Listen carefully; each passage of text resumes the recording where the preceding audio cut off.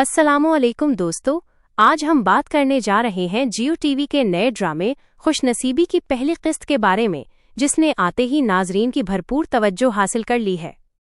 अगर हम कास्ट की बात करें तो इस ड्रामे में जावेद शेख, तोबा अनवर, उसामा ताहिर और दीगर बेहतरीन अदाकार शामिल हैं, जिन्होंने अपनी जबरदस्त अदाकारी से कहानी को जानदार बना दिया है।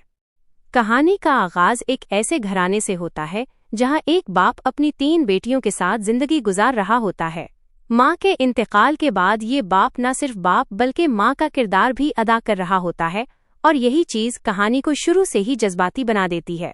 पहली किस्त में हमें तीनों बहनों की मुख्तलिफ पर्सनैलिटीज देखने को मिलती हैं।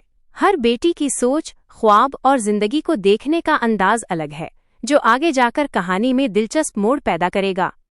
तोबा अनवर का किरदार एक मासूम और सादा लड़की का है, जो अपने खानदान से बहुत मोहब्बत करती है और हमेशा दूसरों की खुशी को अपनी खुशी पर तरजीह देती है। उनकी अदाकारी बहुत नेचुरल और दिल को छू जाने वाली है। दूसरी तरफ उसामा ताहिर का किरदार एक संजीदा और थोड़ा पुरस्कार नौजवान का है, जिसकी एंट्री कहानी में एक नया रंग भर देती है।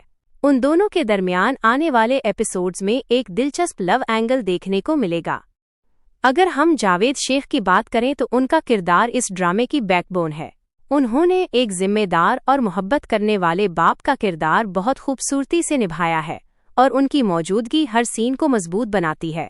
पहली किस्त में फैमिली के अंदर होने वाले मसाइल, माली मुश्किलात और रिश्तों की पेचीदगी को बहुत हकीकत के करीब दिखाया गया है, जिसकी वजह से नाजरीन खुद को इस कहानी से रिलेट कर सकते हैं।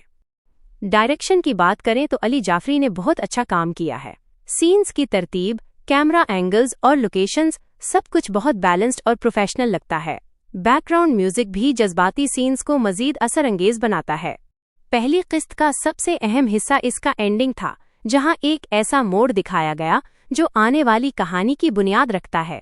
इस एंडिंग ने नाजरीन के अंदर तजस्सुस पैदा कर दिया है कि आगे क्या होने वाला है। अगर हम ओवरऑल बात करें तो खुशनसीबी की पहली किस्त एक स्ट्रॉन्ग और प्रॉमिसिंग आगाज है।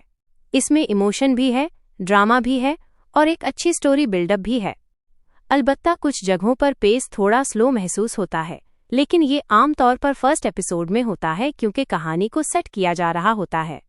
आखिर में अगर रेटिंग की बात करें तो मैं इस ड्रामे को दूंगी 4 आउट ऑफ 5। आपको खुशनसीबी की पहली किस्त कैसी लगी? अपनी राय कमेंट्स में ज़रूर बताएं। अगर वीडियो पसंद आए तो लाइक करें, चैनल को सब्सक्राइब करें और बेल आइकन ज़रूर दबाएं, ताकि आपको मज़ीद ऐसे रिव्यूज़ मिलते रहें।